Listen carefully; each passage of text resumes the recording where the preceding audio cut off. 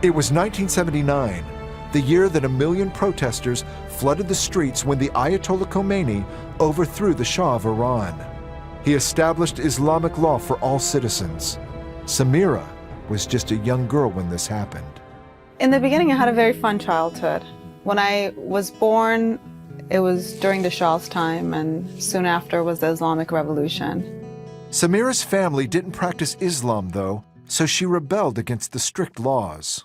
We started having clothes restrictions. We couldn't wear certain clothes anymore. Then we had to wear overcoats and jeans and scarves. Then there was color restrictions. We only had to wear dark colors like black, gray, dark navy, brown. And you can imagine it gets very hot in the summer in Iran, and so it was very difficult.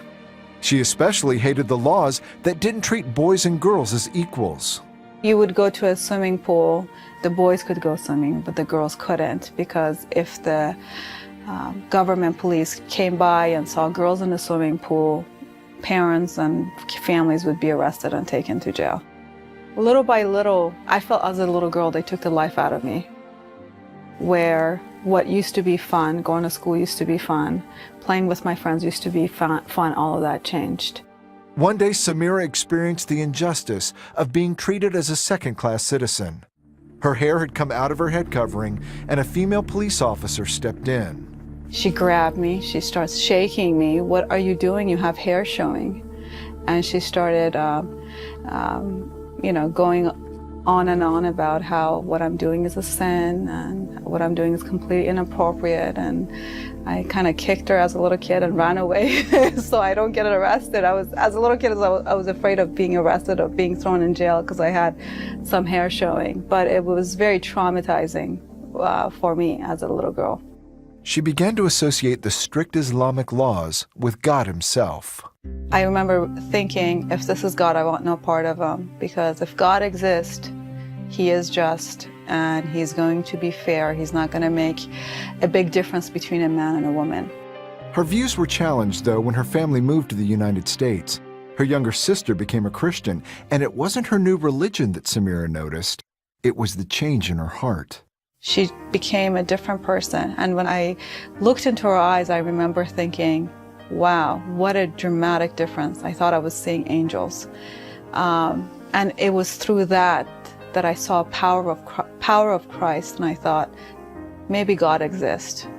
She decided to find out what made such a difference in her sister's life and talked to her pastor. He came to talk to me, and we sat down, and he shared the Bible with me and the story of Christ and salvation. She still had questions in her mind, but what she heard one day on a Christian radio program made it all clear. The radio station was talking about a lady who had tried to do good, who tried to help people, but at the end of the day, she didn't know where she was going because she didn't have God in her life. I thought, when it's time for me to go, I don't know where I'm going. Samira prayed with the man on the radio. I went through the prayer with him, the salvation prayer, not realizing what I had done, and I accepted Christ into my heart. She's amazed at the freedom women have in Christ. And so when you see Jesus and how he talks about women in the Bible and how he values women, I just think that just all helped me realize that how God is just and love, no matter what time in history we're talking about.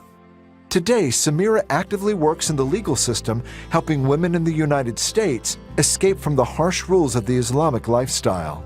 I thank God for the fact that I'm here in the United States. I thank God for the freedom that I have.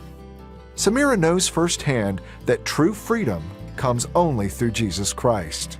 We see in a lot of societies how women are put down, women are treated badly, all because of who they are and what they come from. But when it comes to Jesus, all of that goes away, and we have all the same rights.